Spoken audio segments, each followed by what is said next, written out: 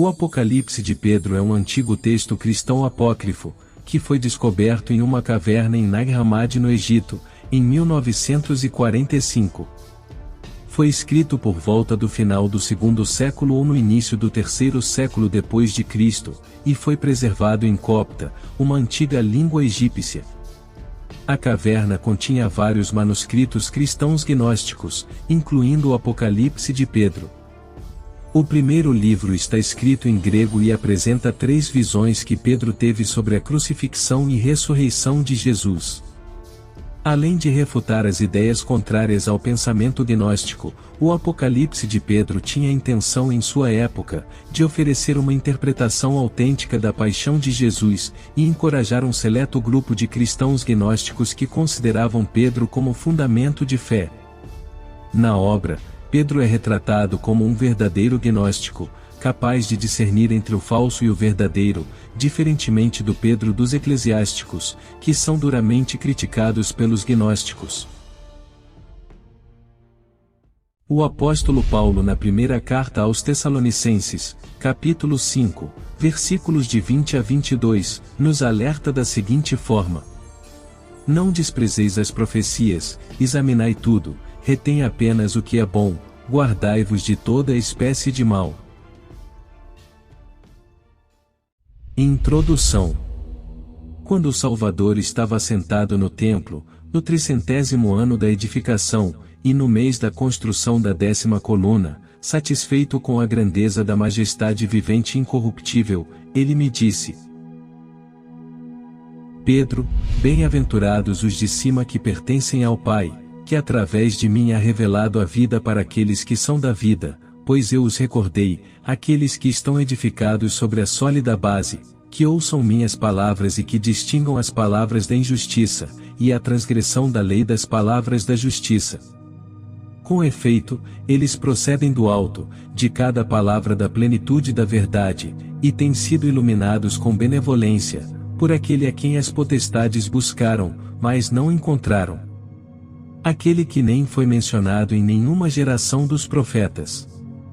Este apareceu agora entre aqueles, naquele no qual se é aparecido, no Filho do Homem, exaltado no alto dos céus, revelado com temor dos homens de essência semelhante.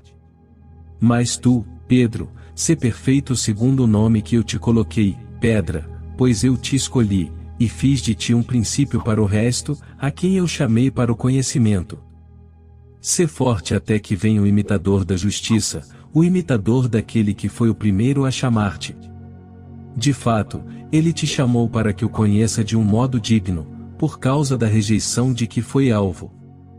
Você pode reconhecê-lo nos tendões de suas mãos e de seus pés, no coroamento realizado, por aqueles que vivem na região do meio, no corpo luminoso, que eles os arcontes, aqueles que pregam os falsos ensinamentos sobre Jesus.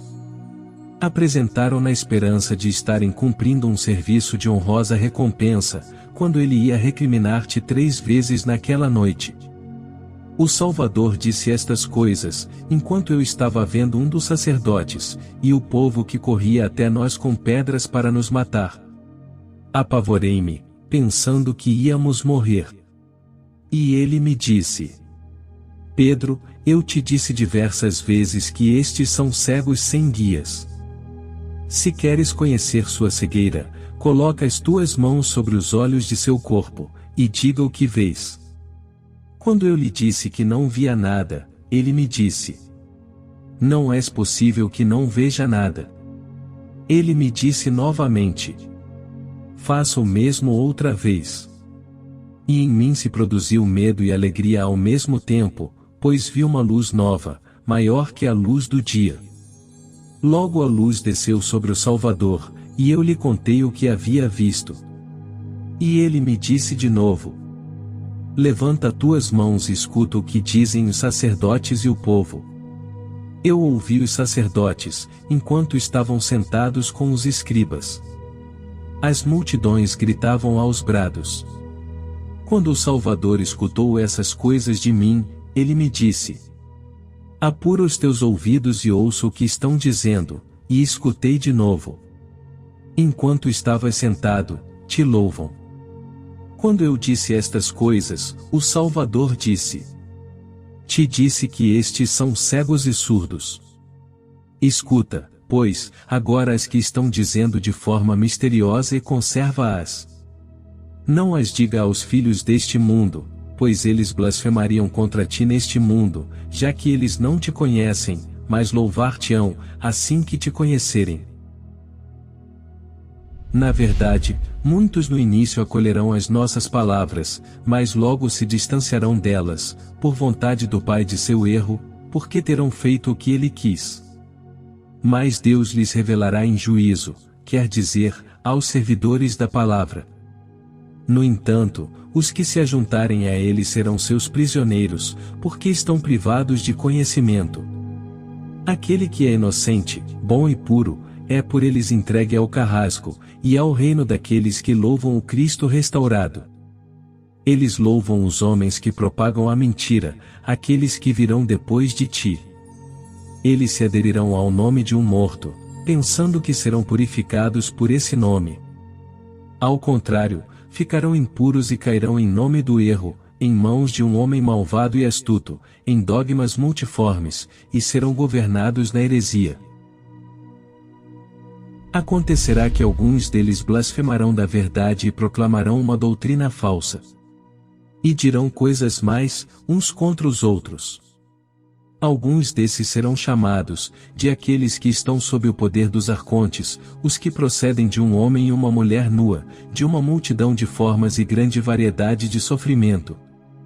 E acontecerá que os que dizem estas coisas explorarão os sonhos. E se afirmam que um sonho tem sua procedência de um demônio, digno de seu erro, então receberão a perdição em vez da incorrupção. Com efeito, o mal não pode produzir um fruto bom. Uma vez que do lugar de onde vem, cada um atrai o que a si se assemelha, pois nem toda alma é da verdade ou da imortalidade. Cada alma deste mundo tem como destino a morte, segundo a nossa opinião, porque é sempre uma escrava, visto que foi criada para servir a seus desejos, e o seu papel é a destruição eterna, nela se encontra e dela deriva. As almas amam as criaturas da matéria, vindas à existência com elas. Mas as almas imortais não se assemelham a estas, ó Pedro. E quando ainda não é chegada a hora da morte, acontecerá que a alma imortal se parecerá com uma mortal. Mas ela não revelará a sua natureza, que é somente imortal, mas pensa na imortalidade. Tenha fé e deseja abandonar a estas coisas.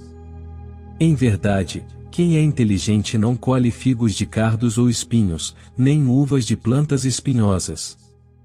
Certamente, o que se produz sempre está dentro daquilo que produz. O que procede do que não é bom, resulta ser para a alma destruição e morte. Mas esta, a alma imortal, que chega a ser no eterno, se encontra na vida, e na imortalidade da vida, a qual se assemelha. Portanto, tudo o que existe não se dissolverá no que não existe. A surdez e cegueira se unem somente com os seus semelhantes. Outros, no entanto, converter-se-ão das palavras mais e dos mistérios que extraviam. Alguns que não entendem os mistérios, falam de coisas que não entendem, gabam-se de ser os únicos que conhecem o mistério da verdade, e cheios de orgulho, agarram-se à insolência invejando a alma imortal, que se tornou entretanto, uma garantia. Já que toda a potestade, dominação e poder dos Siões, desejam estar eles, as almas imortais dos gnósticos na criação do mundo, de modo que aqueles, as potestades, forças, que não são esquecidas pelas que são as almas imortais, os louvem, embora não tenham sido salvas pelas potestades, nem levadas ao caminho, saída do mundo, desejando sempre chegar a ser imortais. Porque quando a alma imortal se fortalece com o poder de um espírito intelectual, um gnóstico, eles, as potestades, forças, imediatamente fazem com que a alma imortal torne-se semelhante a um dos extraviados da doutrina gnóstica. Pois muitos que se opõem à verdade são os mensageiros do erro, conspiram com seu erro e sua lei contra estes pensamentos puros que provêm de mim, partindo do ponto de vista, a saber, que o bem e o mal procedem da mesma raiz. Eles fazem negócio com a minha palavra, e anunciam um duro destino, a raça das almas imortais caminham em vão, até a minha parousia. Por conseguinte, do meio deles sairão pessoas que não seguem a minha palavra. E o perdão de seus pecados, nos quais caíram por culpa de seus adversários, os quais eu resgatei da escravidão a que se encontravam, dando-lhes a liberdade. E eles agem de modo a criar uma imitação do verdadeiro perdão, em nome de um defunto, Hermas, dos primogênitos em justiça, Satanás, para que a luz existente não seja vista pelos pequenos, os verdadeiros gnósticos. No entanto, os que pertencem a esse gênero de pessoas serão lançados nas trevas exteriores, longe dos filhos da luz. Por conseguinte, nem eles entrarão, nem tampouco permitem aos que querem receber a sua libertação. E ainda outros deles que sofrem, pensam que conseguirão a perfeição da vivência comunitária, ser igreja que realmente existe, a saber, a união espiritual com os que estão em comunhão, através da qual se revelará o matrimônio da imortalidade, igualdade da essência com o Salvador. Mas, em vez disso, se manifestará uma fraternidade feminina falsa e imperfeita como imitação. Estes são os que oprimem os seus irmãos, dizendo-lhes, por meio disso sua doutrina, nosso Deus tenha piedade, pois a salvação chega a nós somente por isso. E eles não conhecem o castigo daqueles que se alegram por aqueles que fizeram isto aos pequenos gnósticos verdadeiros, que vieram outros que também agem em nome de Cristo, e fizeram prisioneiros os gnósticos. E existem também outros, que não dos nossos, que se chamam a si mesmos de bispos e também diáconos, como se tivessem recebido essa autoridade de Deus. Eles são julgados por ocuparem os primeiros lugares na Assembleia. Essa gente, eles são canais vazios. Mas eu disse: diante do que me disseste, eu tenho medo, a saber, que são poucos como veremos, os que estão fora do erro, enquanto muitos viventes serão induzidos ao erro e ficarão divididos. E quando pronunciarem o seu nome, serão considerados dignos de fé. E o Salvador disse: governarão sobre os pequenos gnósticos por um tempo, para eles determinado em proporção ao erro deles. E depois que se complete o tempo de seu erro, o tempo que nunca envelhece renovará o pensamento imortal, e os pequenos governarão sobre os que agora governam sobre eles. E o tempo que não envelhece extirpará o erro deles pela raiz, e expô-lo-á à vergonha. E se revelará a desvergonha que ela, a classe dos eclesiásticos, teve sobre si. E acontecerá que os pequenos serão imutáveis, ó Pedro. Eia, vamos, cumpramos a vontade do Pai incorruptível.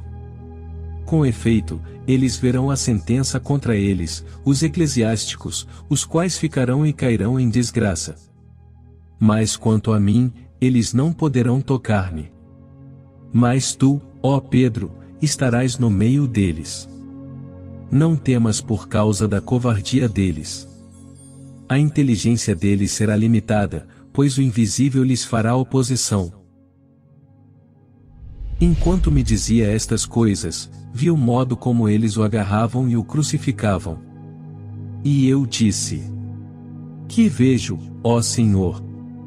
É a ti que eles aprisionam, enquanto estás entretendo comigo? Quem é esse que sorri alegre sobre a árvore? Tem outro a quem eles golpeiam nos pés e nas mãos? E o Senhor me disse: aquele que viste sobre a árvore alegre e sorridente, este é Jesus, o vivente. Mas este, em cujas mãos e pés introduzem os cravos, é o carnal, o substituto, exposto à vergonha, o que existiu segundo a semelhança. Olha para ele e para mim. Mas eu, depois de ter visto, disse: Senhor, ninguém olha para você, fujamos deste lugar. Mas ele me disse: eu te disse, deixe os cegos sozinhos. E quanto a mim, veja quão pouco entendem o que dizem. Eles expuseram à vergonha o filho de sua glória em vez do servo. E eu vi, aproximando-se de nós, um que parecia com ele, exatamente com aquele que estava sorridente sobre a árvore. Estava vestido do Espírito Santo. Ele é o Salvador. E houve uma grande luz inefável que o envolveu, e uma multidão de anjos inefáveis e invisíveis que o louvavam. Quando eu olhei para ele, ele se manifestou glorificado e me disse: coragem. Na verdade, tu és aquele a quem foi dado conhecer estes mistérios, a saber, que aquele a quem crucificaram é o primogênito, e a casa dos demônios e o recipiente de pedra, onde habitam os demônios, o homem de Elohim, o homem da cruz, aquele que está sob a lei.